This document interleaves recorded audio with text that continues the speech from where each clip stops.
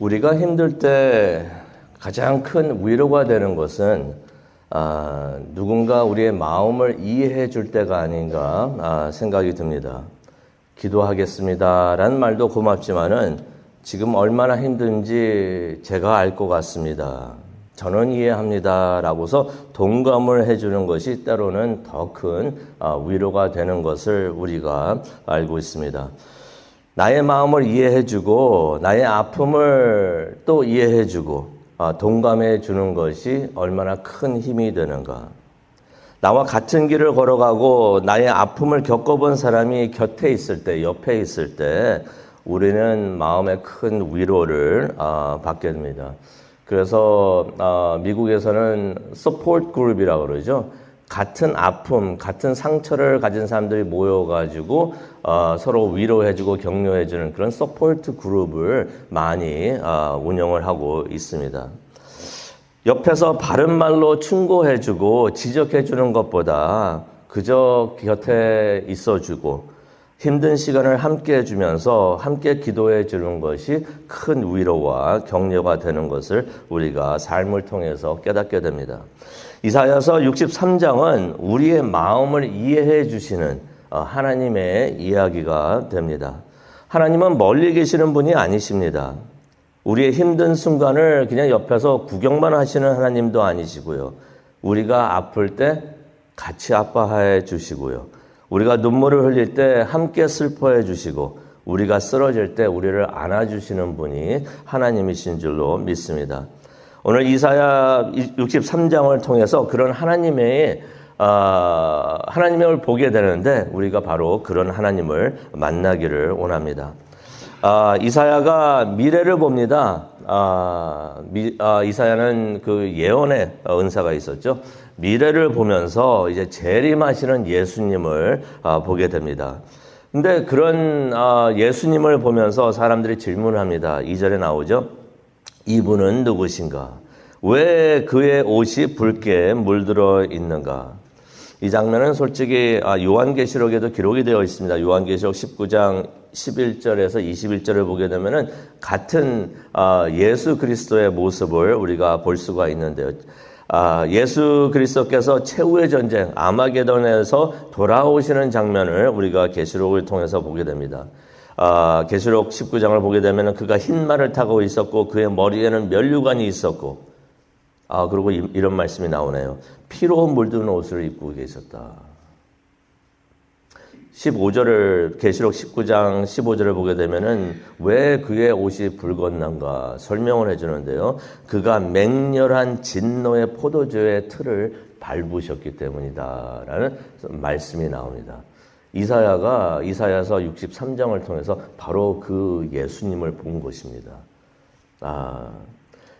63장으로 돌아가기를 원하는데 63장 1절을 보니까 그가 에돔에서 돌아오신다고 하십니다. 근데 그의 옷이 붉은색이었습니다. 2절을 보니까 그의 옷이 붉은 것이 마치 포도즙을 밟은 자 같았다라는 말씀이 나오는데 그의 옷이 붉은 이유를 예수 그리스도께서 직접 설명을 해 주십니다. 그게 3절에 나오죠. 내가 혼자 포도즙을 밟아왔는데 노함으로 그들을 밟았고 분함으로 그들을 짓밟아 그들의 피가 내 옷에 튀어 내 옷이 다 피로 더러워졌다라는 내용의 말씀을 3절에 하십니다. 재림하시는 예수님께서 에돔에서 오신다고 말씀하시는 것입니다. 에돔의 말은 아시죠? 기억하시죠? 붉다라는 red, 붉다라는 의미가 있습니다. 근데 이거 에서의 형 야곱의 별명이었습니다. 여기서 에돔이라고 말을 하는 것은 하나님의 백성 이스라엘을 핍박한 사람들, 그 사람들을 의미를 하는 것입니다.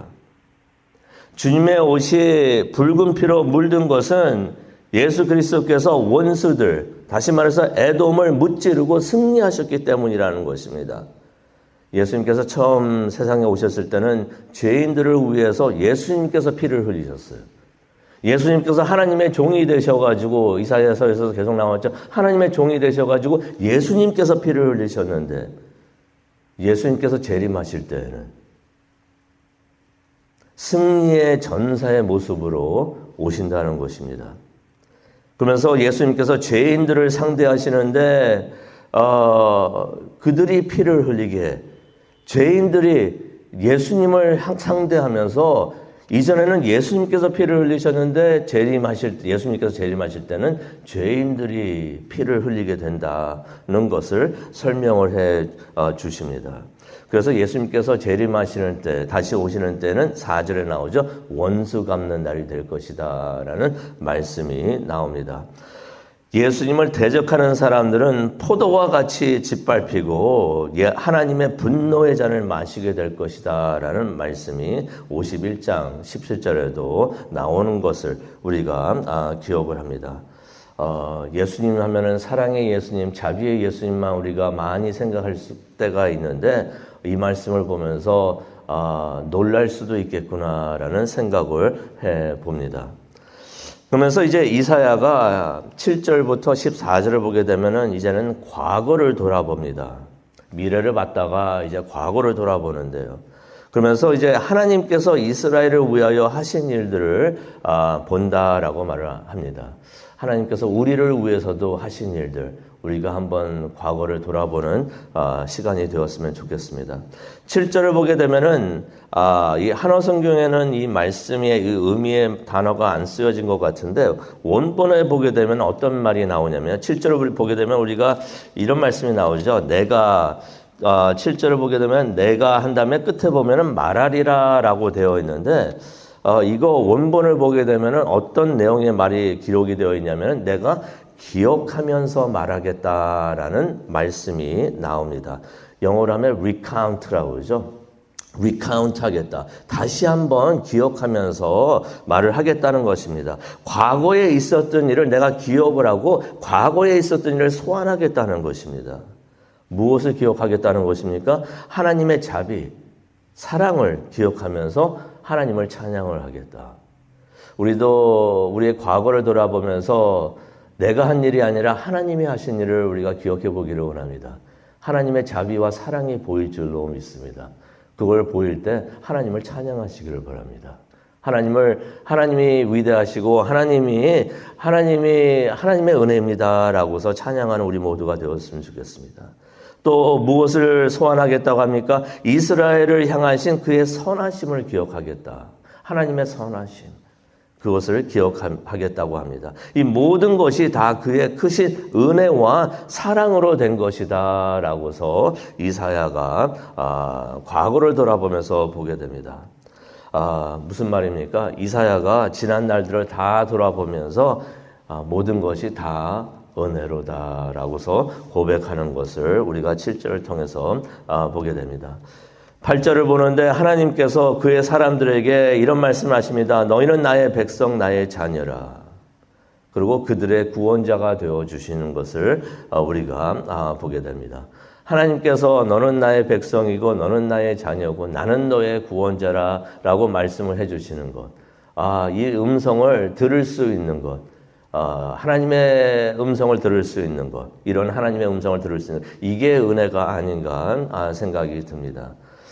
뿐만 아니죠. 9절이 되겠는데요. 9절 밑줄 끄시기 바랍니다. 은혜의 말씀이 아닌가 생각이 드는데, 다 은혜의 말씀인데 9절 특별히 큰 울림이 있습니다.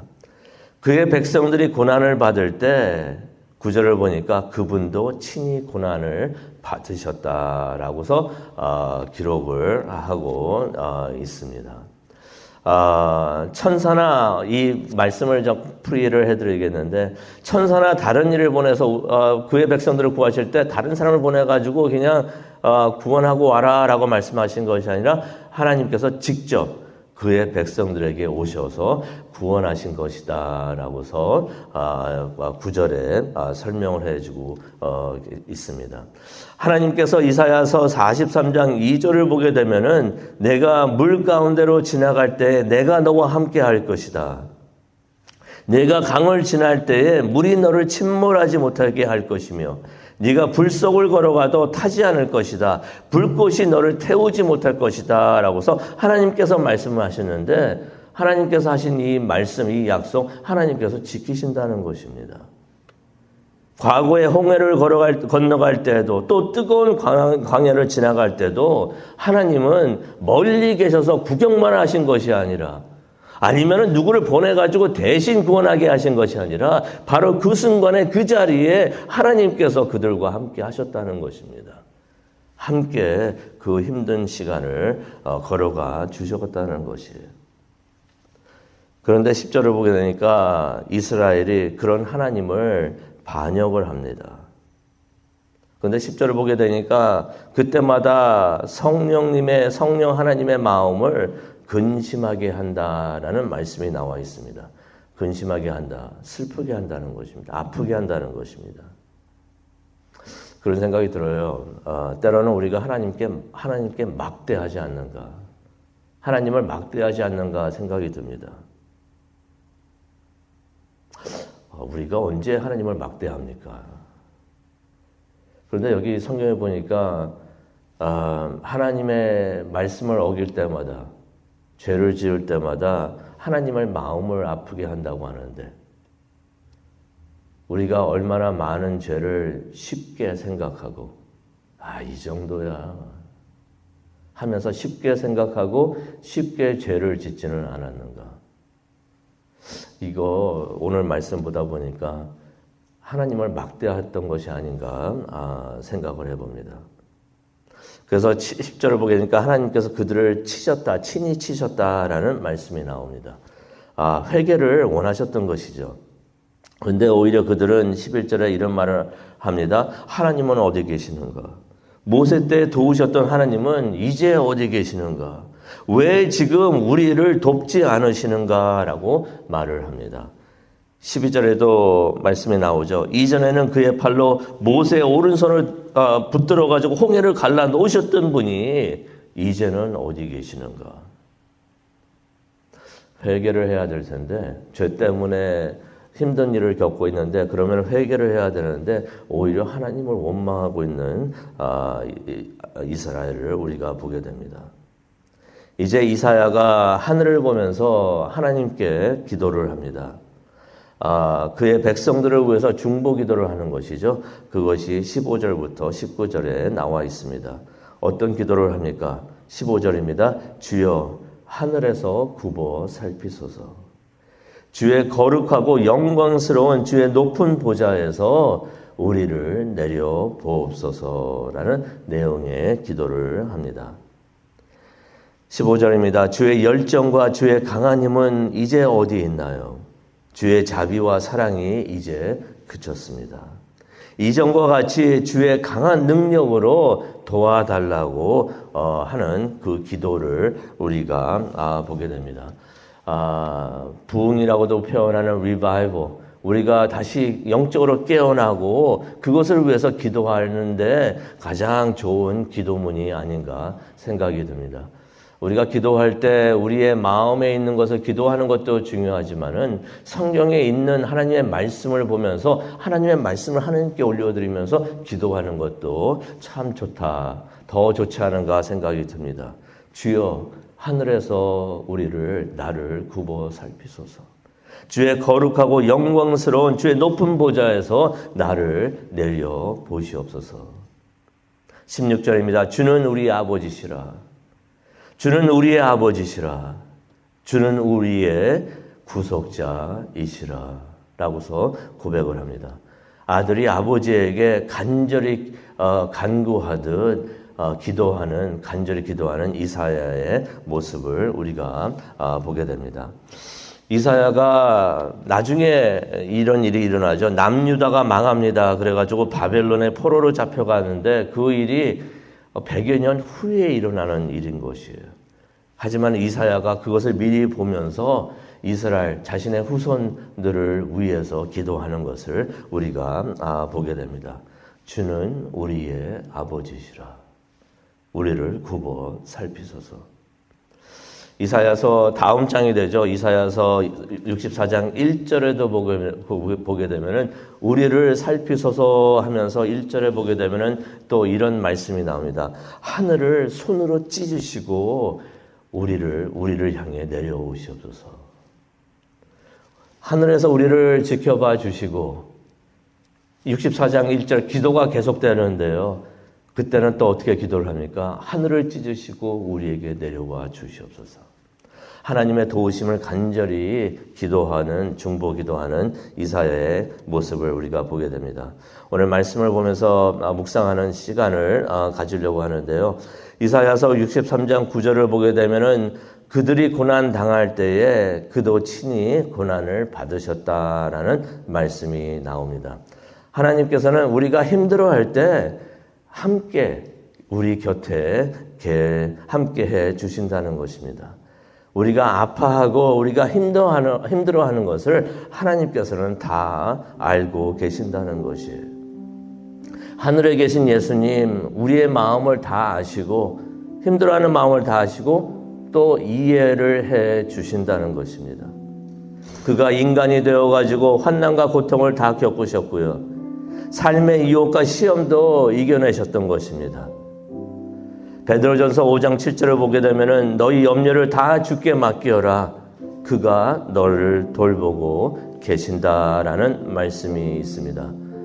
성도님의 근심, 걱정, worry, 아픔, 상처 모든 거 다 예수님께 내려놓기를 바랍니다. 예수님께서는 이미 다 알고 계시고 이해해 주시고 그래서 우리를 도우실 줄로 믿습니다. 기도하시겠습니다. 하나님 감사합니다. 이사야가 본 예수 그리스도를 말씀을 통하여 우리도 보게 하여 주시옵소서. 다시 오시는 예수님, 승리하시는 전사의 모습으로 오시는데 예수님께서 우리와 함께 하시면서 승리하시는 예수님께서, 강하신 예수님께서 우리와 함께 하시면서 우리의 마음을 다 이해해 주시고 아픔을 이해해 주시고 또 그래서 우리를 도와주신다는 말씀을 보면서 위로를 받습니다. 하나님, 멀리 계시지 않고 바로 곁에 계십니다. 하나님의 손을 잡고 오늘도 승리하는 우리 모두가 되게 하여 주시옵소서.